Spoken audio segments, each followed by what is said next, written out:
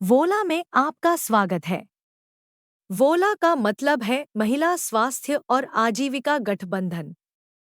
यह गठबंधन यूएसएआईडी द्वारा वित्त पोषित है और एफएचएम इंगेज द्वारा संचालित और पूरे भारत में संहिता सीजीएफ द्वारा लागू किया जा रहा है। नमस्ते, सत्र 5 में आपका स्वागत है। आज हम बचत और सरकारी योजनाओं के बारे में जानेंगे। नमस्ते, मैं आप सभी के साथ वोला चैंपियन के रूप में बातचीत कर रही हूँ। व्यक्तिगत और मासिक धर्म स्वच्छता पर हमारी बातचीत के बारे में आप कैसा महसूस करते हैं? हाँ, अब हम जानते हैं कि हमारे पीरियड्स के दौरान व्यक्तिगत स्वच्छता कैसे बनाए रखें। मासिक धर्म स्वच्छता के महत्व को जानना बहुत उपयोगी था। तो चलिए अब अपने जीवन के एक और बहुत महत्वपूर्ण पहलू पर चलते हैं, हमारे स्वास्थ्य देखभाल खर्चों के लिए बचत। महोदया, इसका क्या मतलब है? मैंने सोचा कि हमें सिर्फ स्वास्थ्य का ध्यान रखना है। आज हम स्वास्थ्य देखभाल के लिए बचत और निवेश के महत्वपूर्ण विषय पर चर्चा करेंगे। हम निम्नलिखित प्रश्नों के उत्तर देंगे। स्वास्थ्य देखभाल के लिए बचत क्यों महत्वपूर्ण है? बचत और निवेश क्या है? किस प्रकार के बचत और निवेश साधन उपलब्ध हैं? स्वास्थ्य के लिए बचत करने के लिए अच्छी प्रथाएं क्या हैं? नागरिकों के लिए कौन सी सरकारी स्वास्थ्य योजनाएं उपलब्ध हैं? आप इन सरकारी योजनाओं का लाभ कैसे उठा सकते हैं? एप्रिसिएट ऐप के माध्यम से स्वास्थ्य खर्चों के लिए कैसे बचत करें? महोदया, स्वास्थ्य सेवा के लिए बचत क्या है? क्या यह सामान्य बचत से अलग है? स्वास्थ्य के लिए बचत वित्तीय योजना का एक महत्वपूर्ण पहलू है, क्योंकि यह चिकित्सा खर्च कवर करने में मदद करता है और आकस्मिक स्वास्थ्य आपदा के दौरान वित्तीय सुरक्षा सुनिश्चित करता है। क्या आप मुझे बता सकते हैं कि बचत क्या है? यह वह पैसा है जो दिन के अंत में हमारे पास बचा रहता है। पारंपरिक रूप से बचत वह पैसा है जो आपके खर्चों को पूरा करने के बाद आपके पास बच जाता है। हम बचाने की बहुत कोशिश करते हैं, लेकिन बहुत मुश्किल है। हालांकि सबसे अच्छा बचत करने का तरीका है कि खर्च करने से पहले थोड़े पैसे अलग रख लिए जाएं, यानी आपकी आमदनी या वेतन में से अगर आप बचत निकाल दें, तो जो रकम बचती है वही आपका खर्च होता है। हम कैसे बचत कर सकते हैं? क्या आप समझा सकते हैं? बचत और निवेश साधनों को इस प्रकार वर्गीकृत किया जा सकता है: short term saving plan, medium term saving plan और long term saving plan. Short term saving plan अल्पकालिक बचत वह धन है जिसे हम उन चीजों के लिए अलग रखते हैं जिन्हें हम कम समय के भीतर हासिल करना चाहते हैं। यह त्योहार, छुट्टी या आपातकालीन निधि के लिए बचत करने जैसा हो सकता है। मीडियम टर्म सेविंग प्लान मध्यम अवधि की बचत ऐसे लक्ष्य हैं जिन्हें हम 3 से 5 वर्षों में हासिल करने की योजना बनाते हैं।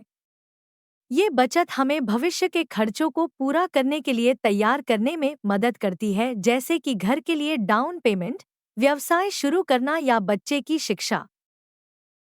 लॉन्ग टर्म सेविंग प्लान दीर्घकालिक बचत उन खर्चों के लिए बचत है जो हम 5 साल बाद करने की योजना बनाते हैं। इसमें घर खरीदने के लिए बचत, बच्चों की उच्च शिक्षा या शादी की योजना बनाना आदि शामिल हो सकते हैं। बचत करने के कई तरीके हैं। बचत और निवेश विकल्पों के मिश्रण पर विचार करना आवश्यक है। आपकी बचत आपकी भविष्य की जरूरतों, शिक्षा, विवाह आदि के अनुसार होनी चाहिए। बचत और निवेश साधनों के निम्नलिखित प्रकार हैं: बचत खाता, सावधि जमा, आवर्ती जमा, म्यूचुअल फंड्स, सार्वजनिक भविष्य निधि, राष्ट्रीय पेंशन योजना। एक बचत खाता बैंक में अपना पैसा रखने की एक सुरक्षित जगह है। आप जब भी जरूरत पैसा जमा कर सकते हैं और निकाल सकते हैं। यह आपके रोजाना के खर्चों और छोटी अवधि की बचत के लिए अच्छा है। सावधि जमा या फिक्स्ड डिपॉजिट खाता आपको एक विशिष्ट अवधि के लिए एक तय ब्याज दर पर आपके पैसे को बढ़ने देते हैं। एफडी या तो लंबी अवधि या कम अवधि का बचत विकल्प हो सकता है। यह आपकी चुनी गई अवधि के आधार पर होता है। बचत का दूसरा तरीका आवर्ती जमा या रेकरिंग डिपॉजिट योजना में निवेश करना है। आप एक समय अवधि के लिए एक निश्चित राशि जमा करते रह सकते हैं और उस अवधि की समाप्ति पर आपके पास बचत के तौर पर धनराशि होती है। म्यूचुअल फंड्स एक लोकप्रिय बचत विकल्प है जो व्यक्तियों को उनका पैसा स्टॉक्स, बॉन्ड्स या अन्य प्रतिभूतियों के एक विविध पोर्टफोलियो में निवेश करने के लिए एक साथ रखने देता है। कुछ आम प्रकार के म्यूचुअल फंड शामिल हैं, जैसे इक्विटी फंड्स, मुख्य रूप से स्टॉक्स या इक्विटीज में निवेश करता है। बॉन्ड फंड्स, मुख्य रूप से बॉन्ड्स या तय आमदनी प्रतिभूतियों में निवेश करता है। बैलेंस्ड फंड्स, वृद्धि और आमदनी के संतुलन को हासिल करने के लिए स्टॉक्स और बॉन्ड्स के मिश्रण में निवेश करता है। इंडेक्स फंड्स, एक विशिष्ट मार्केट इंडेक्स के प्रदर्शन को दोहराने का लक्ष्य रखता है। सेक्टर फंड्स, विशिष्ट सेक्टर्स या इंडस्ट्रीज पर फोकस करता है, जैसे तकनीकी या स्वास्थ्य देखभाल। एक सार्वजनिक भविष्य निधि या पीपीएफ लोगों को एक निर्धारित राशि जमा करने में सक्षम बनाता है जो कम से कम ₹500 या अधिक से अधिक ₹1,50,000 प्रति वर्ष हो सकती है। यह आकर्षक ब्याज दरों और कर लाभों का आनंद लेते हुए एक सेवानिवृत्ति निधि स्थापित कर सकता है। भारत में राष्ट्रीय पेंशन प्रणाली एनपीएस एक स्वैच्छिक सेवानिवृत्ति बचत योजना है जहां आप अपने वेतन का एक हिस्सा पेंशन फंड में योगदान करते हैं। इससे आपको एक सुरक्षित वित्तीय भविष्य बनाने में मदद मिलती है। भाग लेने के लिए आपको केवल न्यूनतम ₹1,000 प्रति वर्ष का निवेश करना होगा। क्या आप स्वास्थ्य के लिए बचत के कुछ अच्छी आदतों के बारे में बता सकते हैं? आप एक स्वास्थ्य बजट बनाएं। अपने वर्तमान स्वास्थ्य संबंधी खर्चों का आकलन करें और बीमा प्रीमियम, दवाओं और नियमित जांच के लिए एक बजट निर्धारित करें। अपने बजट का एक विशिष्ट हिस्सा स्वास्थ्य संबंधी लागतों के लिए निर्धारित करें। आपातकालीन निधि, एक आपातकालीन निधि बनाकर रखें जो संभावित चिकित्सा लागतों सहित कम से कम 3 से 6 महीने के जीवनयापन के खर्चों को कवर कर सके। यह फंड अप्रत्याशित स्वास्थ्य आपात स्थितियों के दौरान वित्तीय सुरक्षा जाल के रूप में कार्य करता है। स्वास्थ्य बीमा, बड़े चिकित्सीय खर्चों को कवर करने के लिए एक व्यापक स्वास्थ्य बीमा योजना में निवेश करें। यह सुनिश्चित करने के लिए नियमित रूप से अपने बीमा कवरेज की समीक्षा करें और अपडेट करें कि यह आपकी वर्तमान आवश्यकताओं को पूरा करता है। नियमित जांच और निवारक देखभाल, संभावित स्वास्थ्य समस्याओं की जल्दी पहचान करने और उनका समाधान करने के लिए निवारक स्वास्थ्य देखभाल में निवेश करें, जिससे बाद में महंगे उपचार की संभावना कम हो जाएगी। जेनेरिक दवाएं, जब भी संभव हो दवाओं के जेनेरिक संस्करण चुनें। ये अक्सर जाने-माने ब्रांड नाम विकल्पों की तुलना में अधिक किफ़ायती होते हैं। स्वस्थ जीवन शैली अपनाएं। नियमित व्यायाम करें और संतुलित आहार लें, जिससे बीमारियों का खतरा कम हो जाता है। धूम्रपान और शराब का सेवन आदि जैसी हानिकारक आदतों से बचे रहें। नियमित रूप से अपने चिकित्सीय बिलों की समीक्षा करें। सटीकता सुनिश्चित करने के लिए चिकित्सीय बिलों की सावधानीपूर्वक समीक्षा करें। यदि आपको त्रुटियां या विसंगतियां मिलती हैं, तो तुरंत अपने स्वास्थ्य सेवा प्रदाता या बीमा कंपनी से संपर्क करें। सूचित रहें।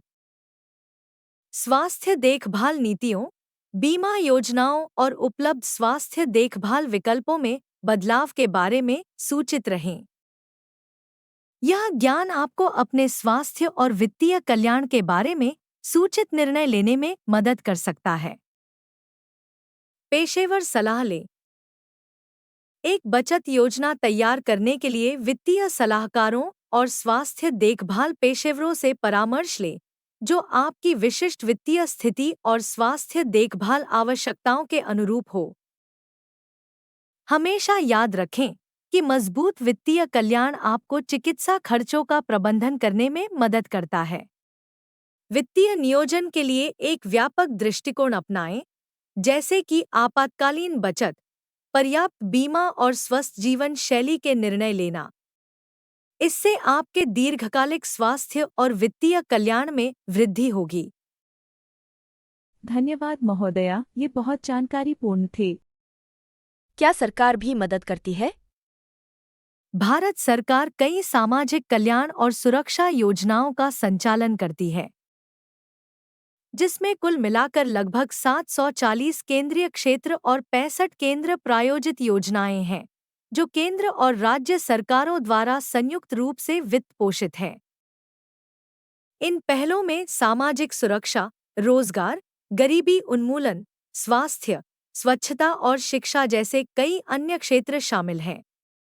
इन सरकारी योजनाओं के लक्ष्य हैं भारत के सभी नागरिकों के लिए जिंदगी की कुल मिलाकर गुणवत्ता को बेहतर बनाना, ग्रामीण और अविकसित क्षेत्रों के विकास को बढ़ावा देना, आर्थिक विकास को बढ़ावा देने के लिए रोजगार के अवसर पैदा करना, समाज के अधिक कमजोर वर्गों को सहयोग देने पर विशेष ध्यान देने के साथ शिक्षा तक व्यापक पहुंच सुनिश्चित करना, आवास, मातृत्व लाभ, बीमा, पेंशन और अन्य आवश्यक सेवाओं को शामिल करने वाले कार्यक्रमों के माध्यम से सामाजिक सुरक्षा प्रदान करना।